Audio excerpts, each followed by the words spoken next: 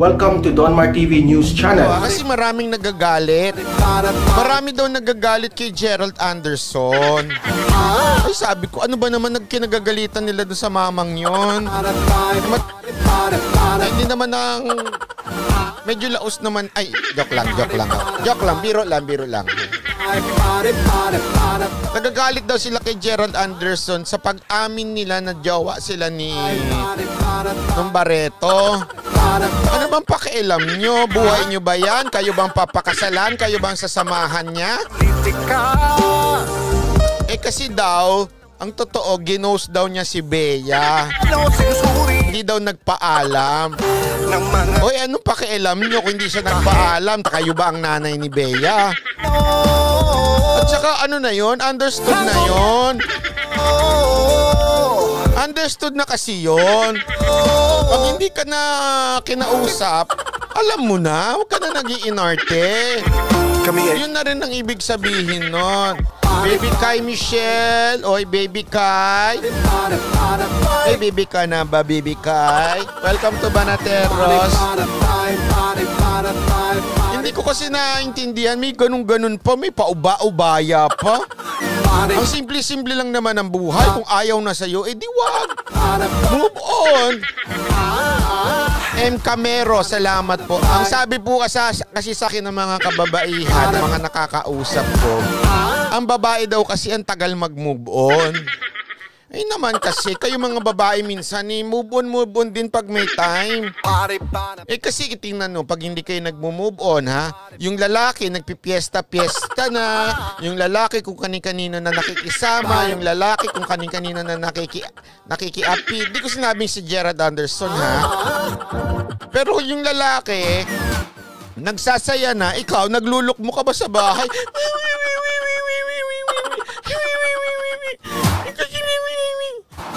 Huwag na maarte. Pag ayaw na. Yan ang hirap kasi sa inyo, nasabihan lang kayo ng I love you. Binaba nyo na kagad ang mga panty nyo. Kayo, ito ang problema kasi ha. Ito derechuhan nung ito. Wag ko kayo magagalit pero derechuhan nung ito ha sa mga kababaihan. Ha? Ito real talk lang sa mga kababaihan. Okay, wag kayo magagalit.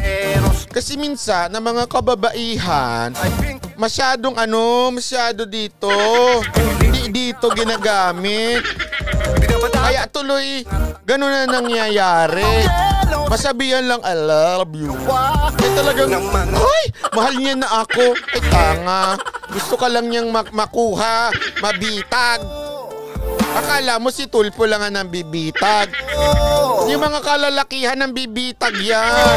At lahat niya sasabihin, I love you. Pag ginanyan kayo, ay, mahal niya ako. Baba naman ang iyong panty. Totoo naman Ito ang masama dito. Ito, derechuhan ito ha. Derechuhan ito. Ang babae, pag ito ay nakipag sexy time, alam nyo na yon, sa kalalakihan, may kasamang emosyon. Yan ang totoo. Diba pagka nakipag na kayo, medyo sinasamahan nyo na ng emosyon. Yung lalaki wala niyan. Nasa puson lang yan.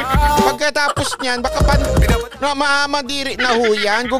Ay, sinabi ko sa inyo, wag ko kayong yan ang totoo. Ako'y minumulat ko lamang naman ng inyong kaisipan. Ang babae, pag nakipag-sexy time, talagang yung buong pagmamahal niya, yung buong pagkatao niya, ibibigay niya doon sa lalaki. Ang mga lalaki naman, pag yan nakipag-sexy time, nasa puson lang yan. Pagtapos niyan, wala na. Tapos, mga 2, 3, 4, 5 beses, mga 1 week, 1 month. Tapos, magsisimula na yung it's not you, it's me. May mga ganyang eksena na, it's not you, it's me. Diba? Ngayon, ikaw magtatanong ka naman sa sarili mo, anong ginawa kong masama? Anong ginawa kong pagkakamali? Wala kang ginawang pagkakamali, te. Talagang, ka lang, masyado ka lang marupok, ha? Wag kasing di lahat ng lalaki usaso, ala naman aminin nyo. Di siyempre magagalit ang mga asawa at mga jowa ninyo. Di ba ho? Sus naman kayo mga te. Kaya yung mga nakikita nyo sa TV na pakis-kis, pa mga ganyan mga showbiz, tapos ano mangyayari? Wala din. Kasi yung babae post ng post, ang mahal na mahal niya ako. Ito naman si lalaki, sige sakyan lang kita, sasakyan kita ng sasakyan. O, di ba? Tapos after a while, iiwan na, tapos it's not me, it's you. Ay mali, it's not you, it's me. Si babae naman magtataka siya, bakit kaya? Sasabihin naman papalusot si lalaki, hindi, there's something wrong with me, nothing wrong with you. May ganong-ganong eksena. Tapos kayo nagiwalay na, di ba? Mga 1 taon, 2 taon na, 3 taon, dinadamdam nyo pa rin si lalaki. Ayun, naghanap na ng mga kaiba naman niyang it's not you, it's not me. Ganon. Yan ang totoo. Wag ko tayong tatanga-tanga kasi minsan. Wag ko kasi tayong tatanga-tanga, ha? Yung mga kababaihan dyan, ho, ha? Ano yan? May doctorate ang mga kalalakihan sa pampapahulog ng mga kababaihan. Tapos, di ganyan na, may love team na. Ano mangyayari? May pelikula. Ano nangyari? Pinagkakitaan yung chismis nila. Kayo naman, affected. Timbeya ko mo. Pinagkakitaan ka na. Timbeya. Ay nako, yung mga politiko may mga bete. Sus! Ay nako, kilala nyo kung sino. Hindi ko na sasabihin. Baka mamaya ma-libel pa ako. Delicates, ha? Ganito lang yung mga kababaihan, ha? Huwag niyong ibibigay o ibababa ang bandera hanggang yung umabot ng 1 taon. Yan ang advice ko sa inyo. Ay, si Edgar Boquering, galit na galit. Tulog na daw. Sige na, mauna ka nang dadamay ka pa. Walang makikisama sa'yo, makikitulog at makikisiping. Ito naman si Edgar.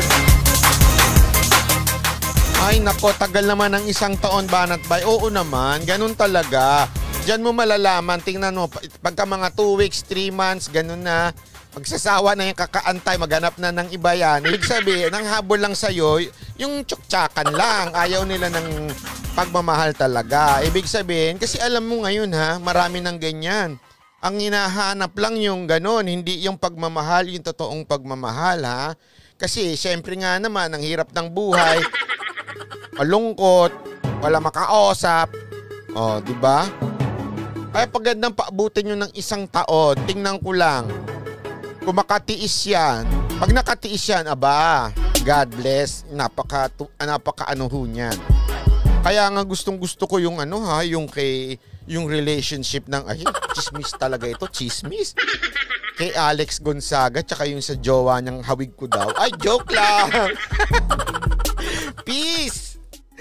Joke lang, bait-bait nung jowa niya na. Parang ang gentleman ng jowa ni Alex Gonzaga. Pero gusto ko yung kasi hanggang kinasal daw sila, doon lang bumagsak ang bataan. Kaya nakakatuwa ho sila, promise. Yun ang mga dapat tinutularan, iniidolo. Ayan na, 1,000 na likes, palakpakan! Okay. Simulan na natin ang usapan. Ano bang pag-uusapan natin ngayon? Ito muna. Siyempre, unahin natin ang walang tigil na COVID. Okay? Ito po Kasi ngayon, alam nyo ito pinag-uusapan natin yan. Kasi alam nyo ba, pinanood ko lahat ng news. Lahat ng news ang mga topic ngayon kung hindi yung nangyari dun sa isang mayor na ayoko munang i-discuss kasi as much as possible, I don't want to jump into conclusion lalo na yung magmamagaling ka. Kasi